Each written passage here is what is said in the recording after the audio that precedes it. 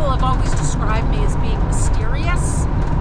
And I swear to God, for years, it sent chills on my spine when people would describe me as mysterious, because it just triggered the complex that I had about people thinking that I'm a weirdo. I just interpreted that as a polite way of saying, you know, there's something really weird about you, but I just can't put my finger on it. It was like one step away from people thinking that I'm a serial killer or something. And it's weird because most of the time, when people would tell me that they thought I was mysterious, I don't really think that they intended it as an insult.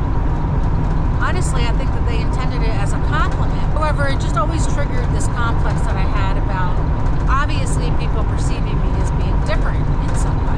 And to me, being the way that I am seems totally ordinary. It's other people who seem to perceive me as being different. If left to my own natural inclination, at least half the time I'd be doing things differently from other people, and not intentionally either. I'm just living my life, and next thing you know, I look up and people are looking at me funny, and I think, okay, apparently I'm being different again. And the thing is that I've never wanted to be anything other than who I am. I've never had the thought of, oh, I wish I could be like that person or like that person. Privately, I've always enjoyed being myself. I just thought it was fun. It was other people who seemed to have a problem. I guess this is something that everybody has to deal with to some degree or another, because every single one of us, from the cradle to the grave, is continuously bombarded by messages from other people. This is how you're supposed to be. You're to this, you're to that. You're not this, you're not that. You have to be someone else in order to be accepted. And it wasn't even really so much that I was desperate to be accepted. It's more that just to function and survive in this world, you have to conform, at least to some degree. I've always felt sort of like a square peg in a world that is mostly filled with round pegs. You can fit a square peg into a round hole if you cram it in there hard enough, but it's always going to be an awkward, uncomfortable fit. And all the round pegs are going to be looking so much better. So my life experience has been one of being continuously judged and found wanting.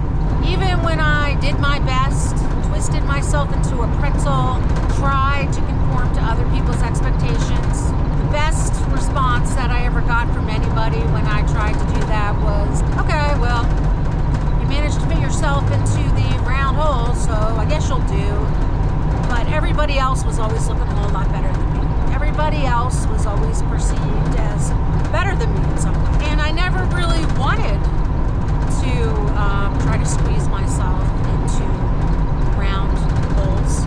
Like I said, I never really wanted to be like everyone else. It just seemed like everywhere I went, other people were always trying to get me to conform to their expectations. I've always been attracted to unconventional things, unconventional ideas, unconventional ways of life. That was never something that was approved of in my family. The unconventional choices that I wanted to make were choices that would have been appropriate for me and my personality, but it was always disapproved of in my family. Probably several years before my parents passed away, I finally accepted the fact that they just weren't capable of understanding me. For years, I was trying to get them to understand me. There was always misunderstandings and misinterpretations that eventually led to extreme negative judgments and a whole lot of drama. Finally, I just got to the point where I just accepted the fact that these people were just simply not psychologically capable of understanding me, and just decided to focus on just simply getting along. I accepted the fact that there were just going to be certain aspects of myself that I couldn't really express to them. And it wasn't that I didn't feel loved by them, because I did. I knew that my parents loved me. That was never in question. It was I never felt understood by them. I never really felt truly seen by them.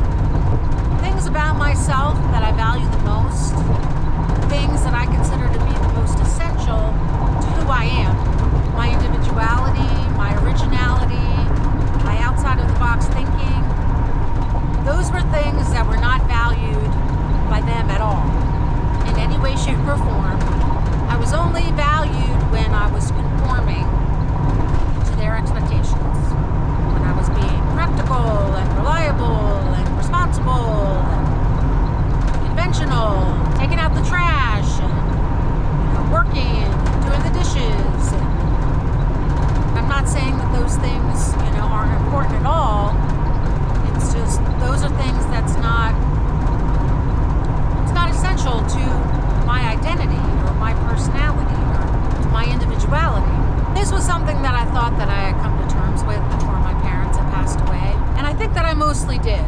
And this was mostly just for myself, so that I could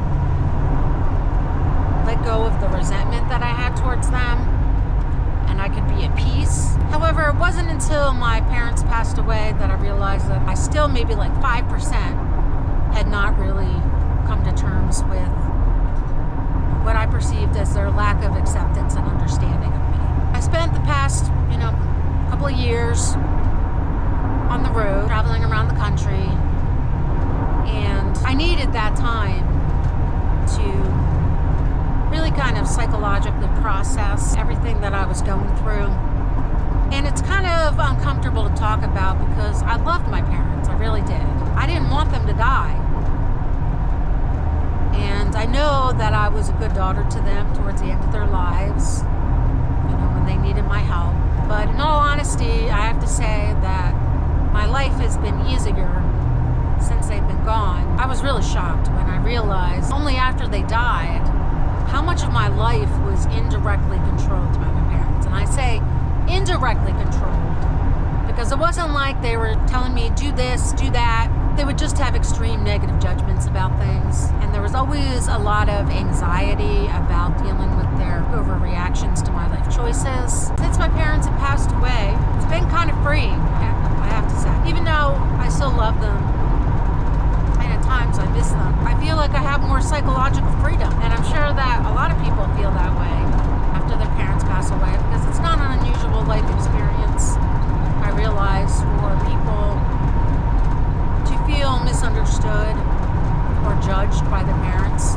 They have all kinds of expectations of how you're supposed to be. I never really felt like I psychologically needed their acceptance or approval. What I didn't want was all of their negative judgment and hysteria regarding my life choices. And it wasn't until they passed away and I didn't have to deal with it anymore